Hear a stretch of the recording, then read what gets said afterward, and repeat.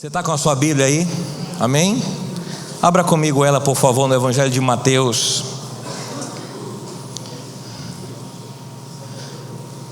Mateus capítulo 16, queridos. Mateus, primeiro livro do Novo Testamento, capítulo 16.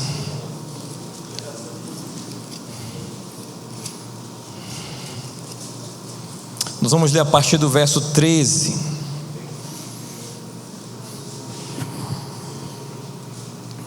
Mateus 16, 13.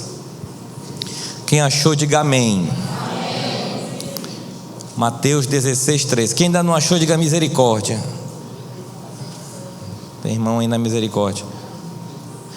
Mateus 16, 13. E chegando Jesus às partes de Cesareia de Filipe, interrogou os seus discípulos, dizendo: quem dizem os homens ser o Filho do Homem? E eles disseram: um João o Batista, outros Elias, e outros Jeremias, ou um dos profetas. Disse-lhes ele: e vós, quem dizeis que eu sou? E Simão Pedro respondendo disse: tu és o Cristo, o Filho do Deus vivo. E Jesus respondendo disse-lhe: bem-aventurado és tu, Simão Bar-Jonas, porque te não revelou a carne e o sangue, mas meu Pai que está nos céus. Pois também eu te digo que tu és Pedro, e sobre esta pedra edificarei a minha igreja, e as portas do inferno não prevalecerão contra ela. E eu te darei as chaves do reino dos céus, e tudo que ligares na terra será ligado nos céus, e tudo que desligares na terra será desligado nos céus. Então mandou a seus discípulos que a ninguém dissesse que ele era o Cristo. Amém, meus irmãos? Por enquanto só até aqui, mas não desmarca, tá bom? Fecha teus olhos só mais uma vez. Fala conosco, Jesus. Que não seja eu, mas o teu Espírito a falar aos nossos corações. Que eu diminua e que tu cresças. Que aqui o pastor seja só um vaso, só um instrumento, só um porta-voz, mas o Senhor da palavra é quem venha falar. Eu como homem posso até falar no microfone, mas o Senhor como Deus é quem fala aos nossos corações. E nós abrimos os nossos corações para que a tua verdade entre em nós, reine em nós e prospere através de nossas vidas.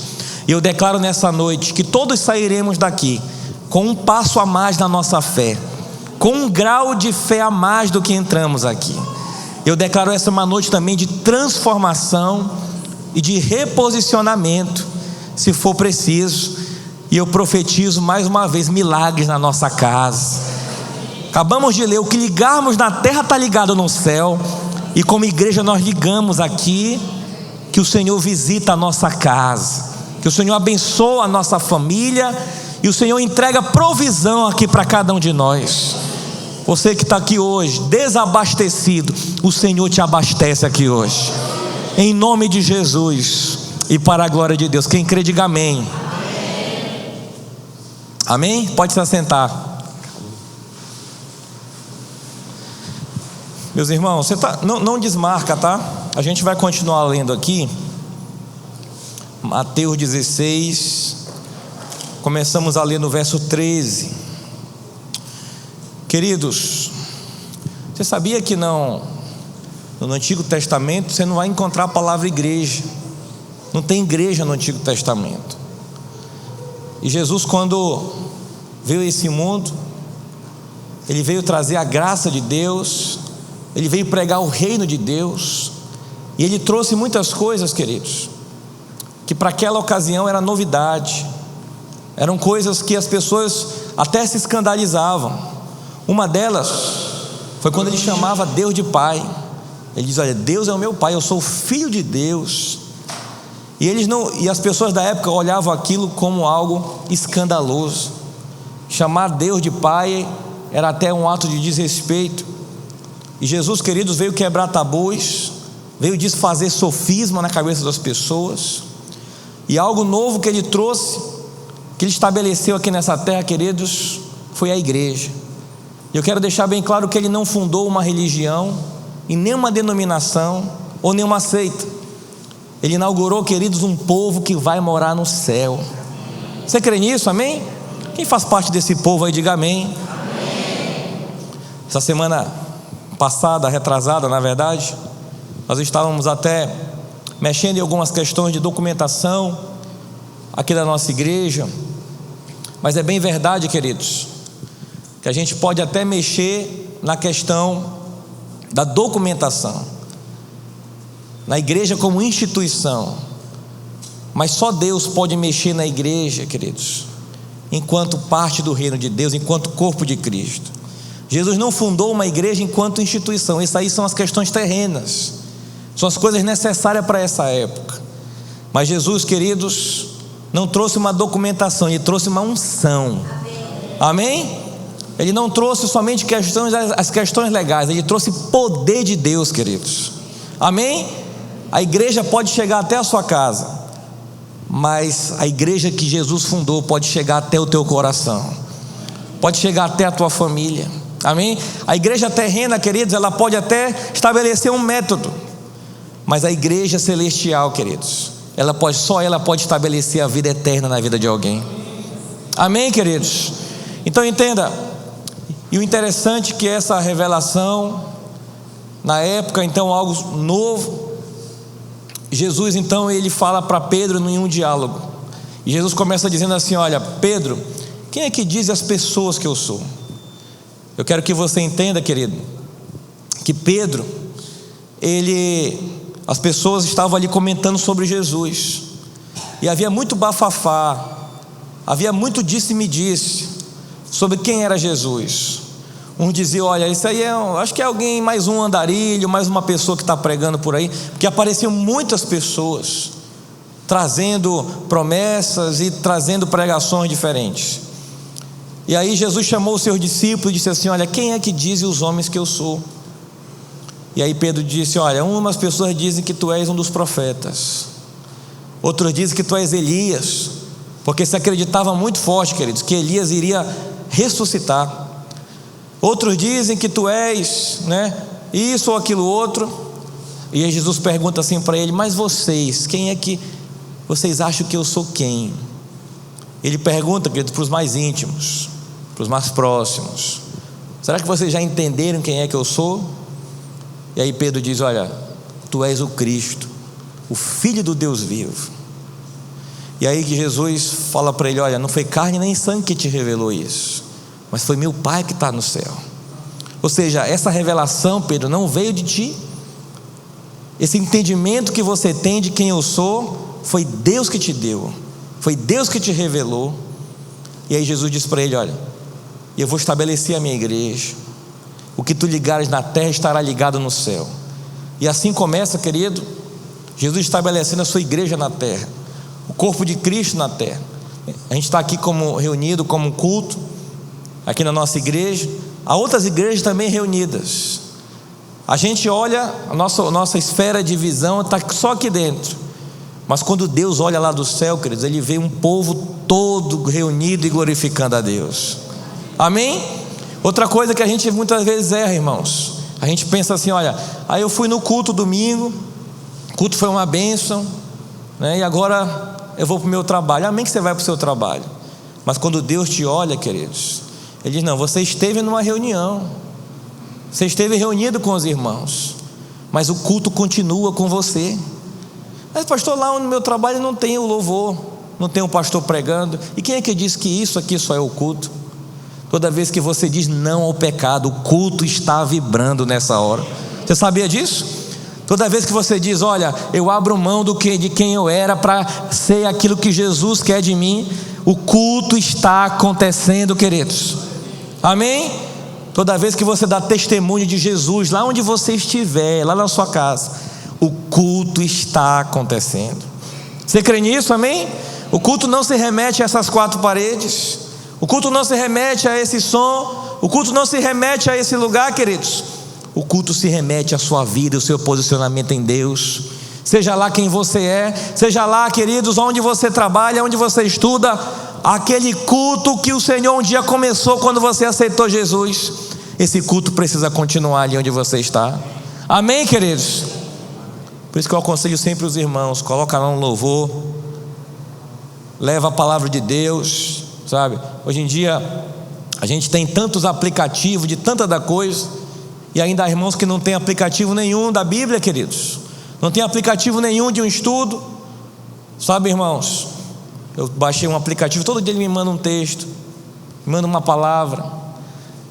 Tem grupos, queridos, são grupos de oração. A gente está em grupo de WhatsApp, nada contra grupo de WhatsApp, né? A gente tem grupo de família, grupo dos irmãos aqui da igreja, grupo da célula, grupo do trabalho, grupo não sei de quê. Mas tem alguns grupos, queridos, que é só grupo de oração. É só para a gente pedir oração, ou é só para a gente orar uns pelos outros. A Bíblia fala: quer comais, quer bebais, quer façais qualquer outra coisa, façam tudo para a glória de Deus.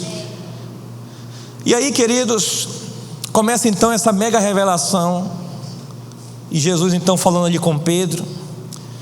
E o tema da nossa mensagem hoje, queridos, se chama o seguinte: um alerta para aqueles que se perderam de Jesus.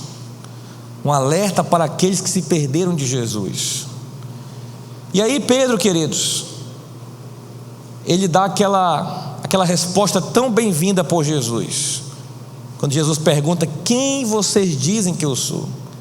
Pedro era acostumado muitas vezes a tomar a frente das coisas.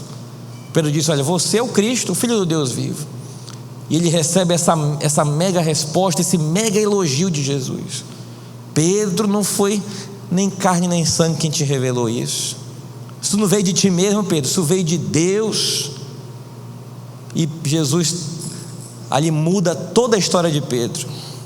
Mas aí, queridos, aquela conversa continua. Você sabia? Uma coisa é eu saber quem Deus é.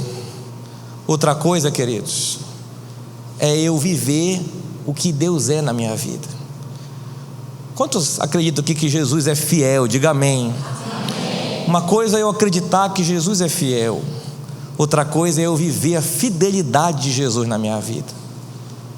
Uma coisa, queridos, é eu acreditar que Jesus é o Senhor da minha vida. Outra coisa é eu viver o senhorio de Jesus na minha vida. Sabe, queridos, mas tudo começa quando a gente pelo menos entende. E depois dos discípulos entenderem isso, Jesus vai mais a fundo com eles. E é o texto que nós vamos continuar lendo agora. Se ainda está com a Bíblia aberta aí, se não está, volta a abrir. Em Mateus 16, nós vamos continuar lendo, a partir do verso 21 agora. Amém? Quem achou, diga aleluia. Olha como começa o 21, queridos. Desde então começou Jesus a mostrar aos seus discípulos que convinha ir a Jerusalém e padecer muitas coisas dos anciãos, dos principais dos sacerdotes e dos escribas, e ser morto e ressuscitar ao terceiro dia. Olhe para cá, queridos. Estou ministrando aqui, eu estou com duas versões aqui ao mesmo tempo, né? Tem uma versão que está dizendo assim: desde então. Eu tenho uma outra versão que começa dizendo assim: a partir daí. Qual é a sua? Como é que está a sua versão? O iniciozinho só do texto. Xandaramana. É? Desde então, não é assim? Desse momento em diante. Alguma outra? Desde esse tempo. Entenda, queridos. Desde o que, queridos? Desde então o que? É um texto que continua, queridos. É como se, em outras palavras aqui, após eles entenderem que Jesus é o Cristo, Jesus agora começa a levar eles a um nível mais fundo. Vamos agora para o próximo passo, para o próximo estágio. Vamos avançar a matéria. E aí Jesus começa a dizer o que para eles, queridos? Olha, já que vocês sabem agora que eu sou o Cristo, Jesus disse assim: olha, agora convém. Eu vou ensinar uma outra coisa para vocês. Convém que eu vá para Jerusalém, eu padeça, eu sofra, e aconteça muitas coisas ali que são coisas difíceis e tristes. E há uma versão que eu estou com ela aqui, inclusive, que diz assim: é necessário que o Cristo venha a padecer. Vamos reler o verso 21. Eu vou reler aqui numa outra versão, quem sabe a versão de alguns irmãos aqui.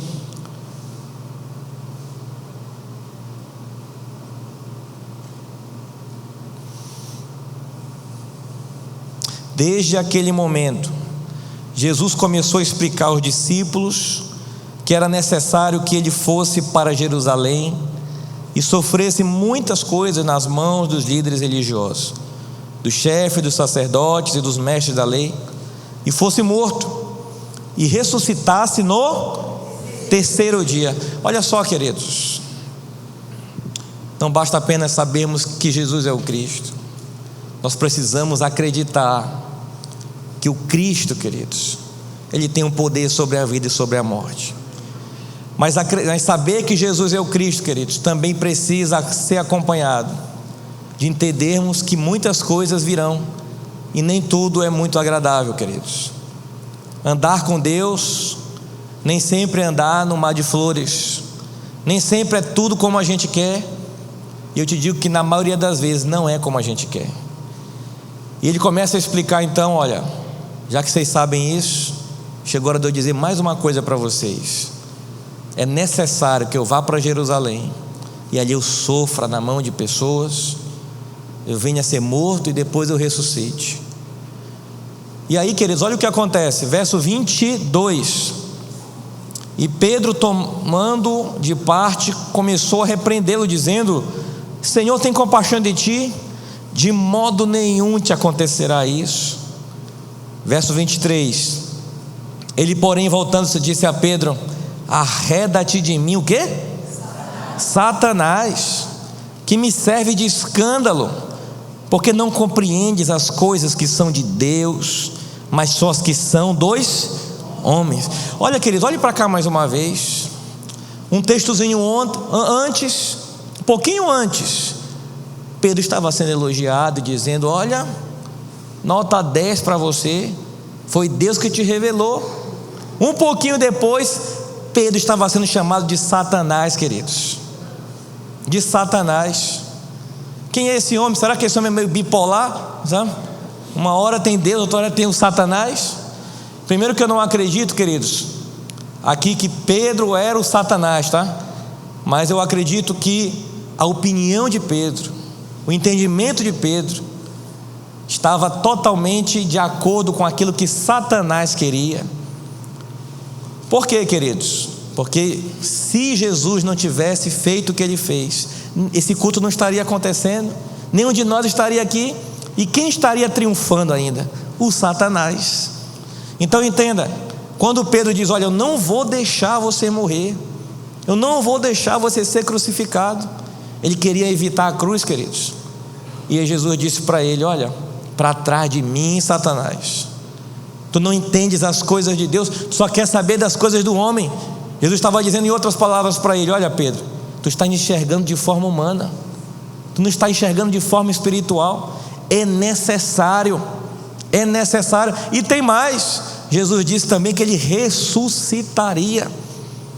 Então entenda, queridos, e aqui eu quero começar aqui a nossa mensagem colocando o seguinte, irmãos. Aí eu volto mais uma vez numa frase que eu acabei de dizer aqui. Pedro entendia que Jesus era o Cristo, mas Pedro ainda não estava conseguindo viver esse Cristo na sua vida. Entender que Jesus é um Cristo é muito bom, mas viver Cristo, queridos, primeira coisa que a gente tem que fazer para viver Cristo, e Jesus diz aqui, quer ver? Vamos continuar lendo aqui, ó. Verso 24. Então disse Jesus aos seus discípulos: se alguém quiser vir após mim, o que faz? Negue-se a si mesmo, tome a sua cruz e siga-me. Olha, queridos, primeira coisa para a gente viver Cristo é negar nós mesmos, queridos. Depois cada um tomar a sua cruz e depois seguir. Negar nós mesmos significa renúncias. Sabe, queridos, olha, irmãos, o maior problema de Deus não é encarar o diabo, não. Na verdade, o diabo já está vencido e derrotado. O maior problema, queridos, está em encarar um coração humano ainda duro. O seu maior inimigo não é o diabo, o seu maior inimigo somos nós. Diga assim: o meu maior inimigo sou eu. É quando a gente tem que vencer a nós mesmos. Então entenda, negar-se a si mesmo significa abrir mão de mim mesmo. Tomar a cruz, querido, cruz significa morte, significa que você tem que morrer. Pastor, eu tenho que morrer? Tem muitos irmãos que falam assim: pastor, olha, falaram uma palavra muito dura, ainda estou muito ferido. Digo, ferido ainda não está bom. Quando é que está bom, pastor? Quando estiver morto. Quando a gente está morto, queridos, até palavras duras não fazem mais efeito às vezes. Amém, queridos? Quando a gente está morto, irmãos, tem muita coisa que vem contra nós que a gente diz: não, estou crucificado com Cristo, não vivo mais eu, mas Cristo vive em mim. Amém, queridos? Quando eu estou ainda ferido, queridos, eu quero me vingar. Quando eu estou morto, eu entrego nas mãos de Deus. Você crê nisso? Amém, irmãos? E depois a gente tem que seguir. Olha, eu volto a dizer aqui, irmãos, uma coisa é eu saber que Jesus é o Cristo, mas quando eu vou viver o Cristo, eu tenho que entender que nós vamos passar por Jerusalém, vamos passar por algumas cruzes, vamos ser mortos, mas a palavra de Deus diz que aqueles que morreram com Cristo, ressuscitados estão com eles também. Se você morreu em Cristo, queridos, então a sua vida agora pertence a Deus. Amém, irmãos? Quero dar um exemplo bem prático aqui. Lembra que Jesus disse assim: olha, quando te baterem numa face, o que é que você faz? Dá um murro com a outra mão? É assim?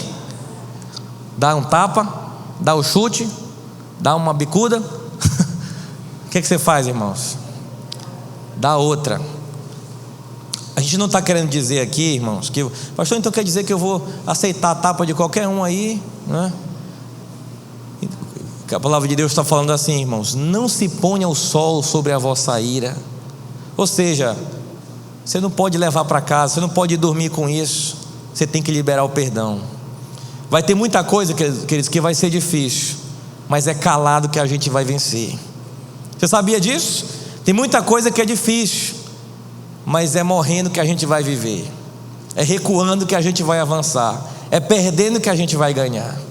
Parece que perdeu, mas no final, queridos, a vitória é do povo de Deus. Você sabia disso? Entenda, uma coisa é eu dizer: Jesus vai na minha frente, Ele vai me abençoar, eu sei que Ele é o Cristo. Outra coisa é quando as lutas vêm, eu poder viver esse Cristo de fato. Eu tenho que me aguentar um pouquinho. Amém, meus irmãos? E aí Jesus começa a dizer: olha, aquele que quiser me seguir, esse daí precisa tomar sua cruz. Aquele que quiser vir após mim. Quantos querem ir após Jesus aqui? Diga amém, irmão. Olha, o convite de Jesus é para ir após Ele. O problema é que a gente quer ir do lado dele ou na frente dele. Você sabia disso? O problema, queridos, não, Jesus está comigo, mas parece que se a gente olhar no retrovisor, a gente enxerga Ele. Se eu olhar para frente, eu não enxergo mais. Às vezes a gente diz que Jesus está conosco, mas já tomou a frente do problema.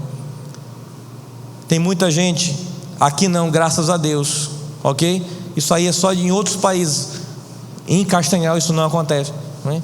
Mas tem muita gente, queridos, que não ora antes de resolver algo, que está enfrentando uma mega situação e não dobra seu joelho para dizer: meu Deus, o que é que eu faço? Como é que eu vou agir? Me dá uma direção. Sabe, querido, tem gente que vai agindo assim, do jeito que der. Não, eu tive uma ideia. Coloque a sua ideia dosada no crivo de Deus primeiro. Será que é isso que Deus quer para você? Será que é essa a direção? Para você que está estudando, vai fazer vestibular, eu dou esse conselho para você. Pastor, eu não sei nem o que eu quero fazer. É normal acontecer isso, tá? Muita gente dizendo assim: olha, será que eu faço isso, eu faço aquilo, eu faço isso, não sei o quê? Não, porque a vaga para cá é concorrida, para cá não é. Eu vou para outra cidade, eu vou para ali. Eu digo: vamos orar. Deus vai te dar uma direção, e o melhor de Deus está por vir para a sua vida. Você já orou? Já buscou de Deus? Às vezes a pessoa entra num relacionamento, não orou. Será que é isso? Pastor, é bonito demais. Ela fala que tem coisas, né, que há caminhos que para o homem parece ser bom, mas no final, queridos, é Maria da Penha. No final, queridos, é problema, é complicação. Viram na palavra de Deus? Irmãos, tem coisa que começa maravilhosamente bem, mas termina muito mal. Só que a palavra de Deus diz assim, assim como os céus são mais altos do que a terra, assim os meus caminhos são mais altos do que o seu caminho. Sabe como eu vejo esse texto, meus irmãos? É como se a gente estivesse aqui num labirinto. Eu vi um filme uma vez que era um monte de jovens que estavam num labirinto, mas tinha um pessoal que controlava lá o labirinto, que eles olhavam de cima. Eles viam direitinho, não, ele está indo para o caminho errado. Ixi, ali vai dar errado, olha, ele está indo. Só que quem estava no labirinto não via isso. Ele estava vivendo ali a situação. Mas quem estava olhando de cima dizia, não, peraí, não, é para lá, é para cá. Sabe como eu vejo, querido? A nossa vida é assim. As decisões são meio que um labirinto. Pastor, o que eu faço nisso daqui? Mas Deus é aquele que olha de cima, meus irmãos. Diz, rapaz, não vai por aí. Não vai por aí.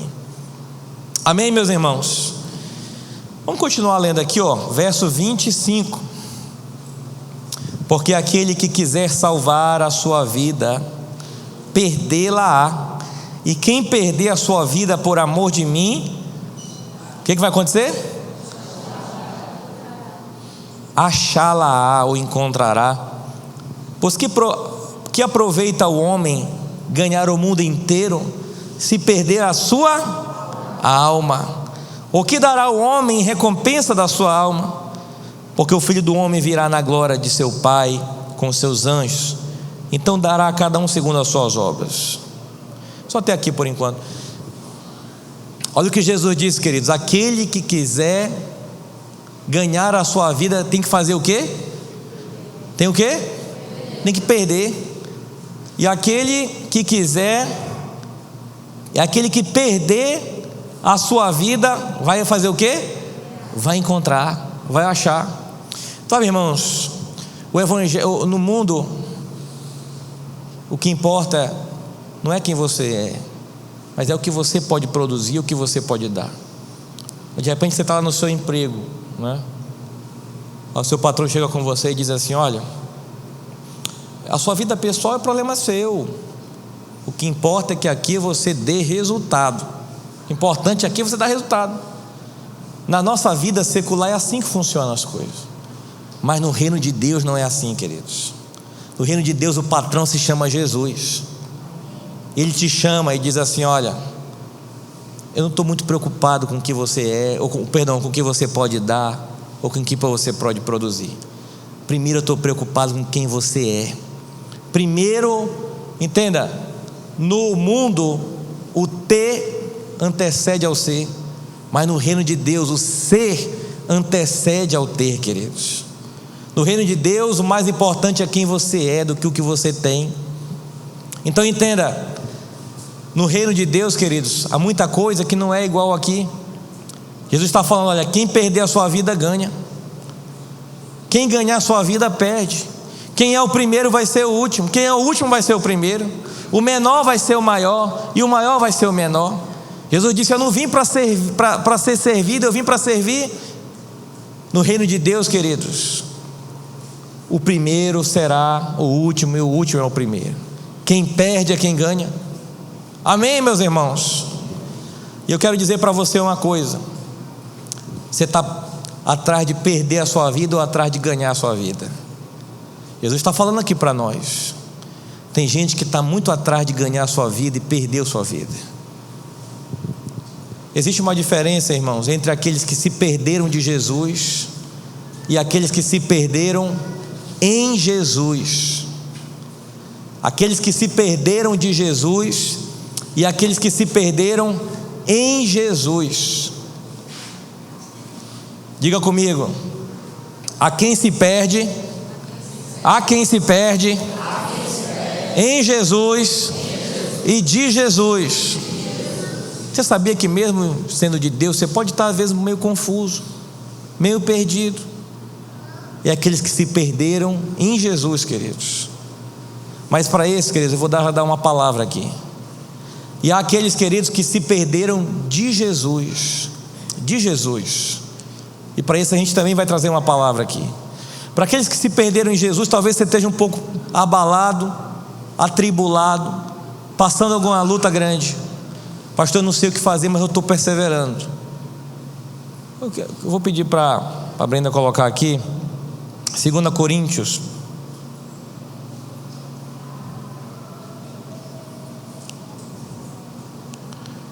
Coloca aqui, Brenda, 2 Coríntios 4:8. Vou pedir para a gente ler junto. 2 Coríntios 4:8.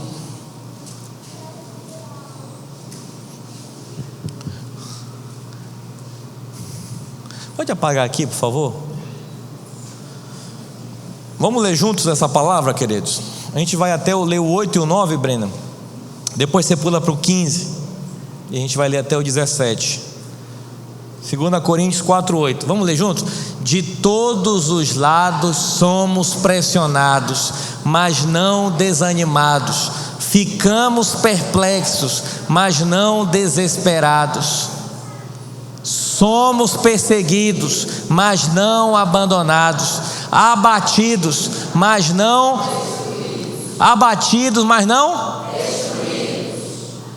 Verso 15. Tudo é para o bem de vocês, para que a graça que está alcançando um número cada vez maior de pessoas faça que transborde as ações de graças para a glória de Deus. Por isso, não desanimamos, embora exteriormente estejamos a desgastar-nos, interiormente estamos sendo renovados dia após dia, pois os nossos sofrimentos leves e momentâneos estão produzindo para nós uma glória eterna que pesa mais do que todos eles. Amém, queridos? Volta lá para o 8, por favor. Olha, queridos, a gente pode estar sendo pressionado, mas Deus não deixa a gente desanimado. Você crê nisso? A gente pode estar sendo, queridos, até perplexo, mas não o quê? Perplexo aqui, ó, desesperado aqui, pressionado de todo lado, mas aqui dentro, ó, Deus está te dando equilíbrio. Amém? Pastor, é conta para pagar, é confusão, é problema, me demitiram, é briga, é não sei o que, é preocupação, é isso. Você está sendo pressionado, mas aqui dentro, ó, Deus não vai te deixar desanimado. Amém, meus irmãos? Pastor, eu estou perplexo, a violência aumenta, os problemas aumentam, não tenho perspectiva de melhora. Você pode estar sendo até perplexo com muita coisa, mas Deus não vai te deixar confundido. Vai dar tudo certo, amém, irmãos? A gente pode estar tribulado por fora, mas por dentro o Senhor vai nos dar o equilíbrio necessário. Você crê nisso? Amém? Abre comigo mais uma vez a sua Bíblia, Evangelho de Lucas.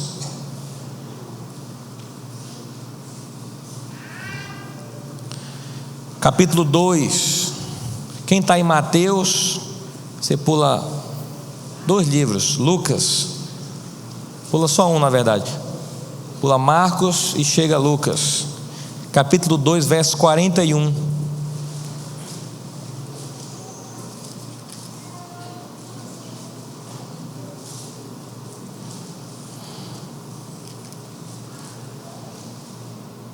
Amém? Quem achou, diga amém. Vamos ler. Ora, todos os anos iam seus pais a Jerusalém à festa da Páscoa, e tendo ele já 12 anos, subiram a Jerusalém, segundo o costume do dia da festa. E regressando eles, terminados aqueles dias, ficou o menino Jesus em Jerusalém, e não soube José nem sua mãe.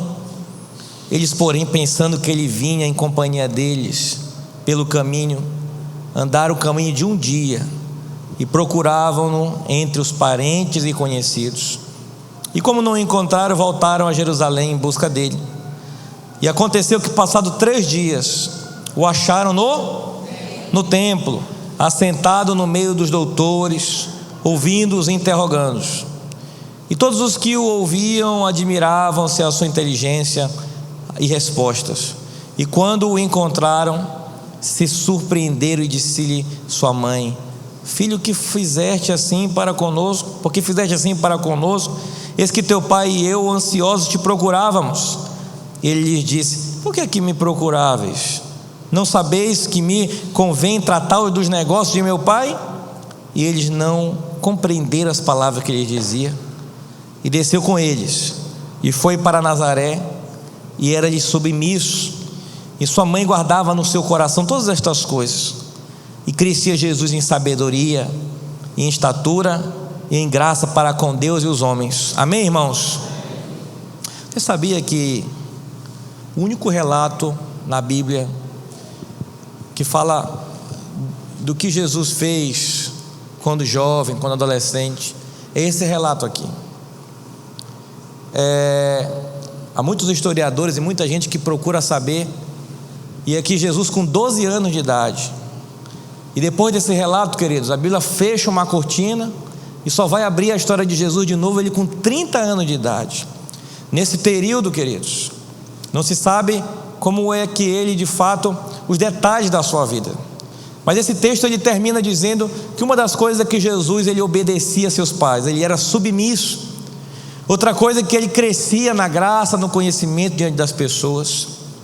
Inclusive uma vez saiu uma revista, aquela revista super interessante, trazendo exatamente, tentando explicar essa fase da vida de Jesus, mas tudo sempre uma teoria, nada uma evidência. Mas quando a Bíblia há uma frase que diz que aonde a Bíblia não tem voz, nós também não podemos ter ouvidos. Então quando a Bíblia fecha essa cortina e abre outra, já há um tempo bem distante, então nós entendemos que é assim que tem que ser.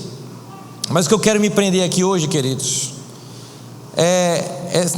nessa passagem, nessa parte da vida de Jesus, em que os pais dele, meus irmãos, eram judeus do interior e subiram a Jerusalém na época da festa da Páscoa. Era mandamento, era tradição na lei judaica. Todos estavam em Jerusalém e a festa acabou e eles voltaram para casa. E eles pensavam, queridos, que Jesus estava vindo com os seus parentes e amigos, mas se depararam que não estava Jesus mais com eles, e ficaram preocupados. Diz a palavra de Deus que eles procuraram, não acharam Jesus com os parentes, voltaram para Jerusalém, procuraram 3 dias e acharam Jesus no templo, discutindo a palavra de Deus, discutindo as coisas de Deus. Sabe, irmãos, não quero dizer que é isso que a Bíblia quer dizer, mas eu quero só me inspirar nesse texto para trazer um entendimento paralelo para nossas vidas aqui hoje. E a primeira coisa que eu quero dizer, queridos, é sobre onde é que Jesus estava, irmãos? Diga comigo: no templo. Você sabia, queridos, que há muitos que perderam Jesus mesmo dentro do templo? Você sabia que há muita gente, queridos, que mesmo seguindo as leis, mesmo seguindo tradição, perderam Jesus dentro do templo? E aqui é um pouco para a gente se aprofundar nesse tema, um alerta para aqueles que perderam Jesus. Entenda, há muitas pessoas, queridos, que você vem para a igreja no domingo. Você lembra que nós falávamos de Pedro aqui? Pedro uma hora estava sendo elogiado, mas outra hora, queridos, estava sendo chamado de Satanás. Você sabia que você pode ter um entendimento de que Jesus é o Filho de Deus, mas talvez no seu trabalho, no seu colégio, na sua casa, será que o nosso comportamento é comparado ao Filho de Deus, é comparado a Satanás? Sabe, irmãos, o entendimento dele era que Jesus era o Filho de Deus, mas o seu comportamento, o comportamento de Pedro, era comparado ao comportamento de Satanás. O que eu quero te dizer é que muitas vezes nós estamos na igreja porque a gente entende que Jesus é o Filho de Deus, porque a gente tem um temor, a gente cresceu na igreja, Deus o livre se eu não for no culto. Mas quando a gente chega no trabalho, queridos, quando a gente chega em casa, às vezes quando a gente está no trânsito, uma vez eu chamei um pastor, irmãos, não é da nossa igreja, né? Mas é um pastor amigo, conhecido, e a gente jogava bola junto. Eu chamei ele e falei: cara, por que você fala palavrão na bola? Você fala palavrão na bola. Ele disse: O senhor sabe, né, pastor? Às vezes a gente não consegue ficar sem falar. Eu digo, não, meu irmão, não é uma questão de conseguir, é uma questão de Deus expressar a vida dele através de você. A Bíblia diz assim: se o teu olho te escandaliza, arranca e joga fora.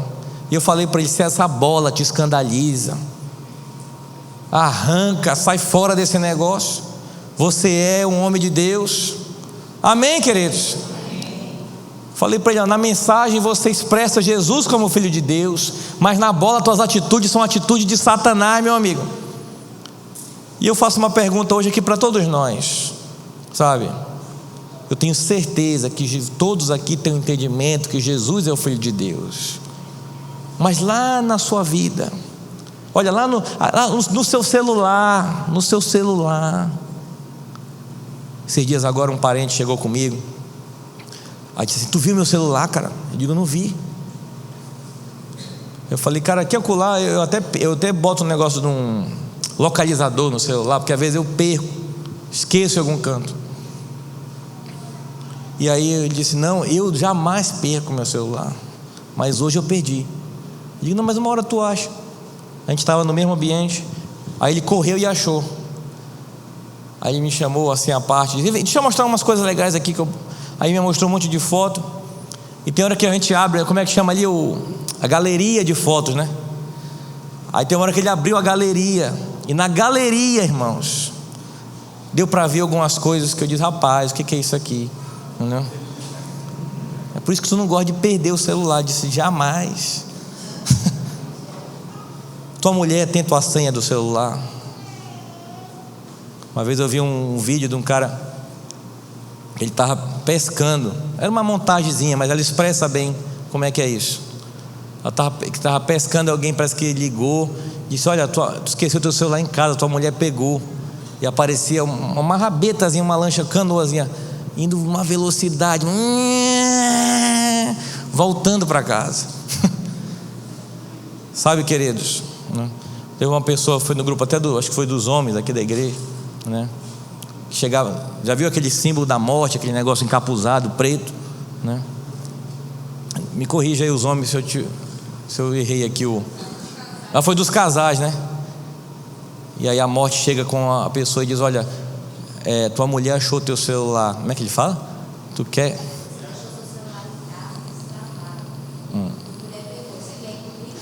Foi. A morte chega com essa pessoa e diz assim: tu deixou teu celular em casa destravado, né? Tua mulher pegou. Você quer voltar comigo, né? Ou você quer ir só? Quer ir logo comigo? Quer ir logo comigo ou quer ir para casa? Sabe, queridos, a gente está aqui brincando, falando, mas é bem verdade, queridos. Eu não estou falando só do celular, eu estou falando daquilo que a gente tem em secreto, não é verdade? Aquilo que a gente faz quando ninguém vê. A gente está aqui na igreja, quem crê que Jesus é o Filho de Deus? Diga amém, queridos. Diga aleluia. Mas no secreto a gente está expressando Satanás, ou a gente está expressando o Filho de Deus. Esse era o Pedro, irmãos. E é isso que muitas vezes, aí eu puxo aqui o paralelo com esse momento da vida de Jesus, daqueles que perdem Jesus dentro do templo, daquele que mesmo no templo perdeu Jesus. Outra coisa que eu aprendo aqui, meus irmãos, não quero dizer, pelo contrário, eu acho que Maria e José, irmãos, eram pais maravilhosos, pais responsáveis. Mas mesmo pais maravilhosos e responsáveis também se descuidam, também falham. E aqui vem um outro alerta: você jamais quer o mal para o seu filho e para a sua filha, mas muitas das vezes a gente pode estar descuidado e perdendo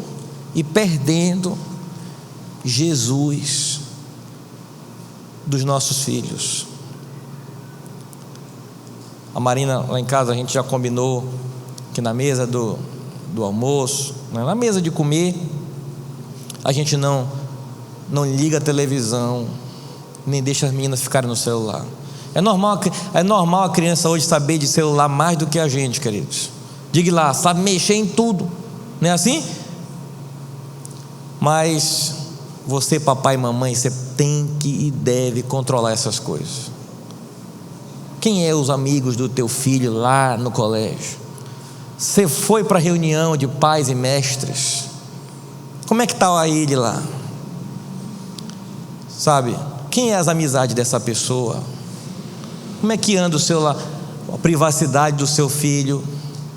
Pertence a você. Como é que está essa pessoa na rede social? Na rede social. Sabe, meus amigos, eu estudei com um rapaz. Isso aqui eu estou falando que eu estudei com esse rapaz, eu vivi isso. Estudei com um rapaz em que ele era uma pessoa assim super introvertida e bem calada, mas era um menino que, o pouco que a gente se relacionava, a gente tinha parecia uma pessoa sempre assim muito legal e sempre prestativa. A gente via que era uma pessoa que havia algo errado. E um belo dia, a mãe, ao abrir o guarda-roupa, encontra ele enforcado e pendurado assim no guarda-roupa. Ele se matou. E tinha uma carta lá dizendo: olha, passei 5 dias na casa do meu amigo, ninguém me ligou, ninguém se importou. Assim é sempre, talvez agora alguém se importe. Só entenda, meus amigos, mesmo a gente sendo bons pais, tendo boas intenções, a gente tem que vigiar para a gente não estar perdendo nossos filhos. E muitas vezes a gente se perder dentro do templo. Você não está vendo a onda de gente que se mata, de pastor que se mata? Entenda, outra coisa que eu aprendo aqui com José e Maria, irmãos, Jesus disse assim no final para eles: olha, vocês não sabem. Jesus dizendo para eles: vocês não sabem que eu estou na casa do meu pai, que aqui é meu lugar. Só que a Bíblia fala que eles começaram buscando Jesus no meio dos parentes e dos amigos. Outra coisa que eu aprendo aqui, queridos, é isso. Muitas das vezes a gente vai delegar para outros uma autoridade que é nossa. A gente vai delegar para outros uma função que é nossa. E a gente vai buscar no meio dos parentes e amigos, porque eles pensavam que ele estava lá. Foi um descuido. Mas a responsabilidade de cuidar, de guardar e de guiar, ela é nossa. Amém, meus amigos? Ela é nossa. Depois a Bíblia fala que eles voltaram a Jerusalém. Segundo a palavra de Deus, Jerusalém, queridos, ela tem uma linguagem figurada, um sentido figurado, que significa o centro da vontade de Deus, a cidade santa que Deus escolheu. Tanto que todos nós aqui vamos morar em Jerusalém. Você crê nisso? Pode não ser essa daqui de Israel, mas é a nova Jerusalém celestial. Amém, irmãos? Todos nós vamos para lá um dia. Mas entenda, aqui eles começaram a acertar. E a gente aprende aqui, irmãos: pastor, então como é que eu devo fazer para poder não me perder de Jesus e não perder minha casa e a minha família? E nesse ponto José e Maria também nos ensina que é quando eles voltam para Jerusalém, isso significa, queridos, que a primeira coisa que nós temos que fazer é voltar a nossa vida para o centro da vontade de Deus. Amém? Eu conheço pais que querem seus filhos na igreja: pastor, me ajuda aí. Eu digo: vamos tomar posição também, meu irmão. Vamos deixar essa bebida, vamos deixar essa cachaça, vamos deixar esse vício. Pastor, mas eu não quero nada disso para o meu filho. Eu não largo a minha bebida, mas não quero o meu filho bebendo. Eu não largo a minha coisa errada, mas não quero meu filho. Entenda, queridos, a primeira coisa começa por você. A primeira lição começa por você. Amém? Esse é um alerta para aqueles que se perderam de Jesus, queridos, e são perdidos às vezes dentro do templo. Olha, irmãos, eu já fui em casamento evangélico, em que o casamento é uma bênção. Estamos na igreja, o pastor abençoou, o casal troca as alianças, dá o beijo. Agora vamos para a recepção. E na recepção, queridos, o pau quebra. O pau quebra, irmãos. Ninguém sabe se aquilo é uma boate ou se aquilo é um ambiente cristão. Infelizmente é isso. Infelizmente é isso. Amém? Infelizmente eu conheço casais de namorados. Aqui na igreja não, amém? Aqui não tem isso, irmão, graças a Deus. Isso aqui, irmãos, é de outros planetas para lá. Mas que ao acabar o culto, os dois vão para um motel. Vão para um motel. Motel, queridos, é morada de demônios. Você casado, não, vou ver uma fantasia diferente. Você entra lá, aquele ambiente, ali naquela cama, casamentos foram destruídos, relacionamentos homossexuais acontecem, e demônios ficam encravados ali. Aí você vai e agrega naquele lugar. Quando você volta, você leva demônios lá para sua casa, e você depois não entende por que a destruição passou a entrar dentro da sua casa. Amém, queridos? Entenda, infelizmente são aqueles que perderam Jesus dentro do templo, que mesmo no templo estão perdidos. E aí José e Maria vai mais a fundo, irmãos. Eles não só voltam para Jerusalém, como eles voltam no templo, o lugar das festas. Entenda, eles foram festejar a Páscoa. São aqueles, queridos, que mesmo na euforia da igreja, mesmo participando dos eventos da igreja, perderam Jesus. Mas eles voltam no lugar. A festa já havia acabado. Eles não voltam pela festa, eles voltam por Jesus, queridos. Eles não voltam mais pela cidade, eles voltam por Jesus. Eles deixaram seus parentes, seus amigos, e eles voltam por Jesus. E eles encontram Jesus no templo, e Jesus diz para eles: vocês não sabiam que é aqui meu lugar? Eu estou aqui. Sabe, queridos, quem se move de lugar somos nós, porque Jesus continua esperando por nós. Sabe o que eu quero dizer, queridos? O teu projeto pode ter mudado, o projeto de Deus para a tua vida continua o mesmo. O mesmo. E eu quero finalizar dizendo: o mesmo plano Jesus ainda tem para a sua vida. Diga para o seu irmão: Jesus tem um grande plano para a sua vida. Tem um grande plano. Sabe o que diz a palavra de Deus, queridos? A palavra de Deus diz assim, eu, diz o Senhor, é que sei os planos que tenho de vós, pensamentos de paz e não de mal, para vos dar o fim que desejar, diz a palavra de Deus. Amém, irmãos? Esse é um alerta, para a gente finalizar, esse é um alerta, queridos, para todos nós, para aqueles que perderam Jesus no templo, para aqueles que estão no templo, mas estão perdidos de Jesus. Mas aquele que quiser encontrar a sua vida, perdê-la. Mas aquele que perder, que quiser às vezes manter a sua vida, achar que está certo, irmãos, esse vai perder. Vamos ficar em pé, vamos orar.